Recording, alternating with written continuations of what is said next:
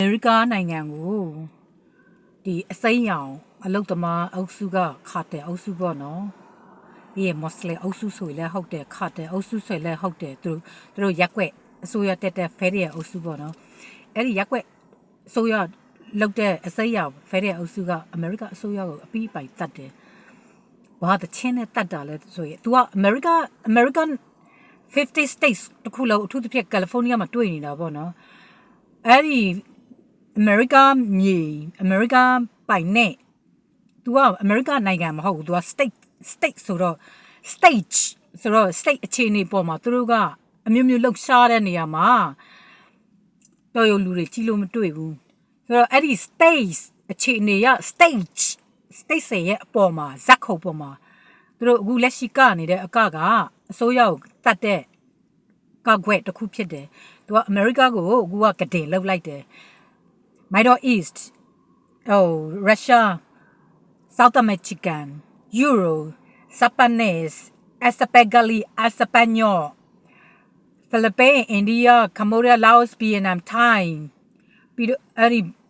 Asia ဘက်ကရော Africa ဘက်ကရောအခုရောက်တာတော့20နီးပါးပေါ့နော်2006ကနေရောက်တာဆိုတော့ကျောင်းငုတ်တုတ်ထိုက်ကြီးတော့အခုဒီနေ့မှာ Donald Trump အစိုးရတက်တဲ့အချိန်မှာအကုန်ပြတ်တကွမြင်ရတာပေါ့နော်သူတို့က American မြေပြင်ကိုသူကကတင်လောက်တယ်ဆိုတော့ American နိုင်ငံကိုလာပြီးတပ်ပစ်လိုက်တယ်ဘာနဲ့တပ်လဲဆိုရင် prostitution လုပ်ငန်းနဲ့တပ်လိုက်တယ်ပြီးတော့ကလေးတွေတအမွေစက်တက်တွေထပ်မွေးတယ်ပြီးတော့ healthy camera ခိနေပေါ့နော်ဆိုတော့ America အကျွေးတွေတအားတင်တယ်ပြီးသွားလို့ရှိရင်ဒါကိုအစိုးရကလုံးဝမသိဘူးပြီးတော့ supermarketကုန်လိုက်တွေရဲ့ supervisor တွေဒီ president တွေအားလုံးကဒီဟုတ်ကောက်သိတယ်အခုဆိုရင်လူတွေ shopping မလုပ်ကြတော့ဘူးအရင်တုန်းကဆိုရင်စုံတွဲတွေနဲ့ခင်မလာတွေအောက်မှာဖက်ပြီးနန်းကြစုပ်ကြနော်အခုဆိုလို့ရှိရင်အဲ့ဒါတွေမလုပ်တော့ဘူးဖင်လည်းမနိုင်ကြတော့ဘူးကုန်လိုက်ထဲလာပြီးတော့ shopping လုပ်ရင်းနဲ့စုံတွဲတွေဖင်တွေနိုင်တယ်နှုတ်တွေဆုပ်ကြိုက်တယ်ချိပေပေါက်တွေနိုင်ကြတယ်ပြီးတော့လီချောင်းတွေကိုနိုင်ကြတယ်ကုန်လိုက်ခင်မလာအောက်မှာပေါ့အခုအဲ့ဒါတွေတော့မလုပ်တော့ဘူးဘာဖြစ်လို့လဲဆိုတော့ contraction တွေရဲ့ license ကိုအခုပြီးဆုံးသွားပြီလေတိတ်လိုက်တာလားသို့မဟုတ် expire ပဲဖြစ်သွားလို့လားမသိဘူးတချို့တော့ contraction တွေကတရားရုပ်တက်နေရတယ်နဲ့တူပါရဲ့ဘာဖြစ်လဲဆိုတော့ not allowing which land are they occupy which building are without allowing not allowing but they are demolished အဲ့လိုမျိုးပေါ့နော်ဒီ parkပန်းကြံနေလူအနားယူပန်းကြံလောက်ထားတဲ့အရာတွေလမ်းတွေအဆောက်အုံတွေ shopping center တွေအများကြီးကိုသူတို့တိမ့်လိုက်ပြီလေတိမ့်ထားပြီးတော့မှသူတို့ prostitution လုပ်ငန်းကြီးကိုထူထောင်ပြီးတော့မှ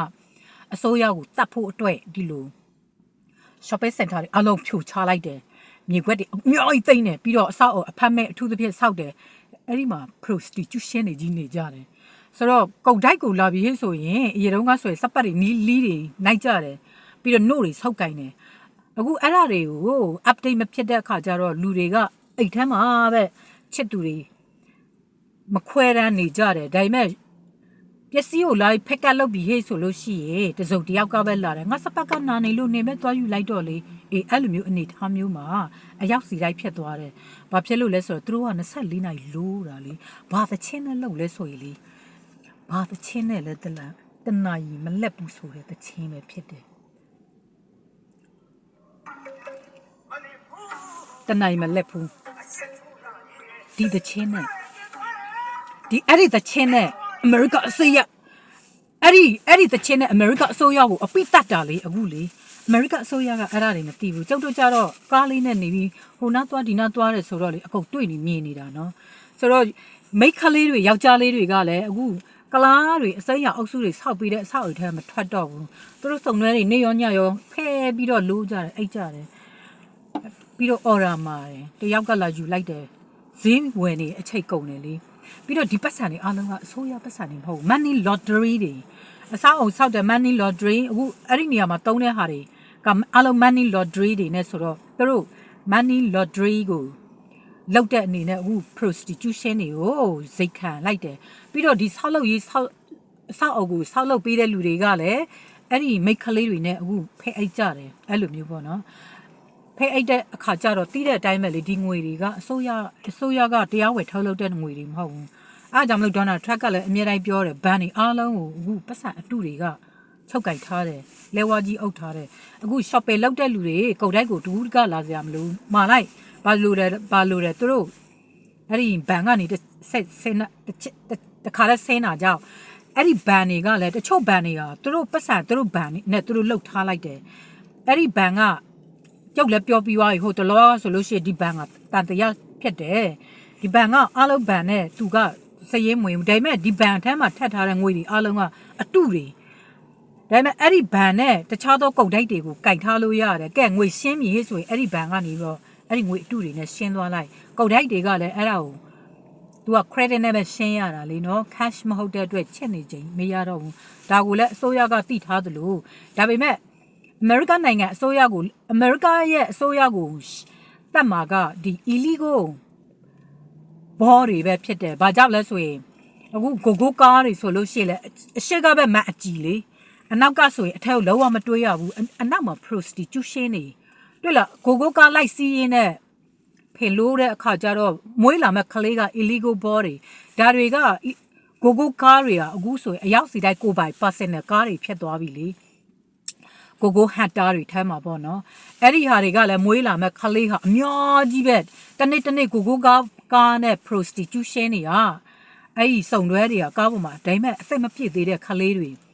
တချို့12နှစ်နောက်ပိုင်းဒါ driver မလို့တော့တဲ့ကိုကားဆိုလို့ရှိရင်12နှစ်ရဲ့နောက်ပိုင်းအသက်20ဝန်းကျင်အထိအဲ့ဒီကိုကားပေါ်မှာ prostitution တွေလိုက်တယ်တချို့30 40ပေါ့နော်ဒါငါတို့အဲ့ရဲထဲမှာမိသားစုနဲ့မလို့မလောလိုက်ဘူးကိုကားတစ်စီးဝယ်ထားလိုက်တယ်အခုကကိုကားကပုတ်ကလိကဖြစ်သွားပြီတော်ရုံလူလဲပိုက်ဆိုင်တယ်ဒါပေမဲ့ခတ်တယ်အခုဒီခေါင်းထူအရေးခေါ်ထူအသားမဲလူတိုင်းကကိုကားကိုပိုင်ဝယ်ထားကြတယ်ပြီးတော့သူတို့အဲ့ဒီကိုကားလေးတွေကို prostitution လုပ်ငန်းမှာပြတ်သုံးတယ်ဒီကို skin ရင်းနဲ့ပေါ့နော် YouTube တွေမှာ skin ရင်းနဲ့အဲ့ဒါတွေ YouTube ကိုကြည့်လိုက်ရင်အားလုံးက အော်ကားတွေပဲလာနေတာလေကိုတုံးလုံးနဲ့ဖင်ပုံးနေတာနဲ့စပတ်ဖြဲနေတာနဲ့အေးအဲ့ဒါတွေ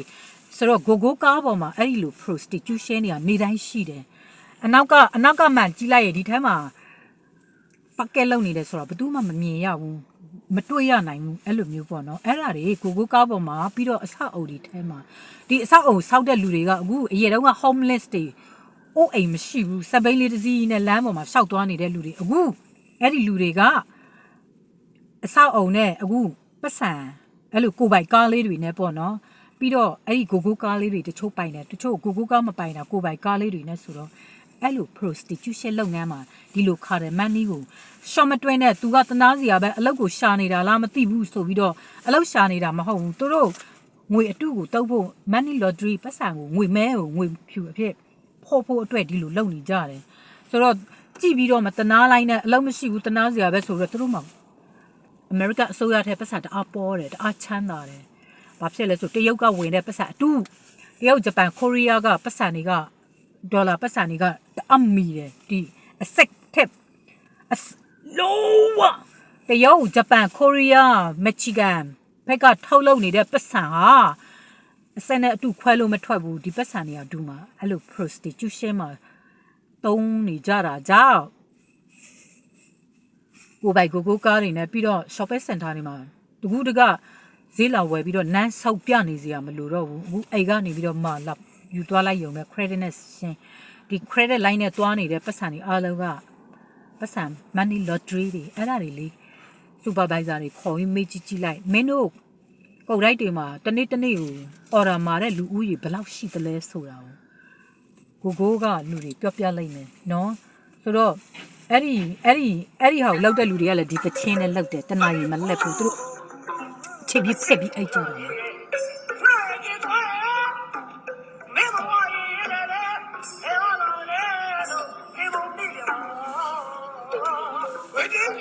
အစိုးရအပိတတ်တယ်အဲ့ဒါအစိုးရတတ်တဲ့တချင်းဒါအဲ့ဒါနဲ့မွေးလာမဲ့ကလေးတွေကအမေရိကန်နိုင်ငံမှာလောက illegal ပေါ်တယ်မင်းဘယ်လာလို့လာမှမသိတဲ့လူတွေကအခုအဲ့ဒါတွေအမေရိကန်နိုင်ငံမှာဒါတွေဖြစ်နေတယ်အစိုးရအနာဂတ်မှာအမေရိကအစိုးရဟာလုံးဝဖေမှန်းကောင်းမှမသိဘူးသိတာကကျုပ်တို့ကသိနေတယ်သိတာကကျုပ်တို့ကသိပြီးတော့သိတဲ့လူကလည်းတအားသိတယ်ဒါပေမဲ့အမေရိကအစိုးရကလုံးဝမသိဘူးဒါပေမဲ့ဒီအမေရိကထက်ရောက်နေတဲ့ especially Español Africa နဲ့ Asia ကတရုတ်ဂျပန် Korea ထိုင်းဗီယက်နမ်ကမ္ဘောဒီးယားလာအိုနဲ့တခြားသောလူမျိုးတွေအားလုံးကဒီမှာဒီလိုလာဖြစ်နေတာလေဆိုတော့ဒီနေရာကဖာနိုင်ငံကဒင်းတလုံးလို့ဖြစ်နေတယ်အဲ့ဒါဖြစ်ရမှန်အမေရိကမှာအဲ့ဒါတွေဖြစ်နေတယ်ဒါပေမဲ့ဆောက်လုပ်ပြီးတဲ့ဆောက်လုပ်ရေးသမားတွေကဇာလိုက်မင်းသားအဲ့လိုဆောက်ပြီးတဲ့သူတို့ကိုယ်တိုင်အခုဆောက်လုပ်ရေးတွေကိုအခုနော် license expire ဖြစ်သွားပြီဆောက်လုပ်ရေး contraction တွေဆိုလို့ရှိရင်သူတို့က